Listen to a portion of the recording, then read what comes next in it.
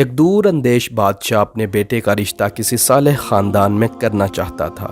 بادشاہ نے جب یہ بات شہزادے کی ماں سے کی تو اس نے بادشاہ سے کہا، آپ صالحیت اور زہد تقویٰ تو دیکھ رہے ہیں، لیکن آپ کے مقابلے میں باعتبار عزت وہ خاندان کمتر ہے۔ بادشاہ نے جواب دیا، دور ہو بے وقوف، جو شخص دین کا غم اختیار کرتا ہے خدا اس کے تمام دنیاوی غموں کو دور کر دیتا ہے۔ بالآخر بادشاہ اپنی زوجہ پر اپنی رائے کو غالب رکھنے میں کامیاب ہو گیا اور شہزادے کی شادی وہیں صالح خاندان میں کر دی گئی۔ شادی کو ہوئے کافی عرصہ گزر گیا مگر شہزادے کے ہاں کوئی اولاد نہ ہوئی تو بادشاہ کو فکر لاحق ہو گئی۔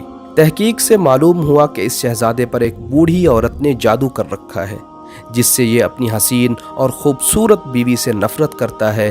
بیوی کے بجائے اس جادوگرنی بوڑھی عورت کے پاس چلا جاتا ہے اور جادو کی وجہ سے وہ اس کے عشق میں عرصہ دراز سے گرفتار ہے۔ بادشاہ کو جب اس بات کا علم ہوا تو اسے بے حد صدمہ ہوا۔ اس نے بہت صدقہ و خیرات کیا اور سر سجدے میں رکھ کر خوب رویا۔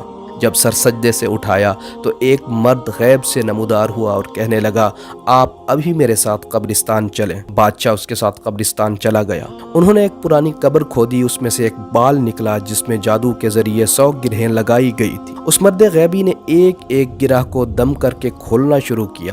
ادھر شہزادہ صحت یاب ہوتا گیا۔ آخری گرہ کھلتے ہی شہزادہ اس خبیث بوڑھی جادوگرنی کے عشق سے نجات پا گیا اور اس کی آنکھوں کی نظر بندی بھی جاتی رہی، جس سے اسے اپنی خوبصورت بیوی بری اور وہ خبیث بوڑھی خوبصورت معلوم ہوتی تھی۔ پھر جب وہ شہزادہ اس بوڑھی عورت کے پاس گیا تو اسے دیکھ کر نفرت محسوس ہوئی اور وہ اپنی عقل پر حیران رہ گیا۔ اس کے برعکس جب اس نے اپنی بیوی کو دیکھا تو اس کا حسن دیکھ کر بے ہوش ہو گیا۔ جب اسے ہوش آیا تو اس نے اللہ کا شکر ادا کیا جس نے اسے اس سحر انگیزی سے نجات دلائی۔ یہاں پر مولانا روم فرماتے ہیں، انسان اس شہزادے کی مثل ہے اور یہ دنیا اس مکار بوڑھی جادوگرنی عورت کی طرح ہے جس نے عاشقان دنیا پر جادو کر رکھا ہے، جس سے وہ اس دنیا کے فانی رنگ و بو کے عشق میں مبتلا ہو کر آخرت، اللہ اور اس کے رسول صلی اللہ علیہ وآلہ وسلم کے انوار و تجلیات کو بھول چکے ہیں۔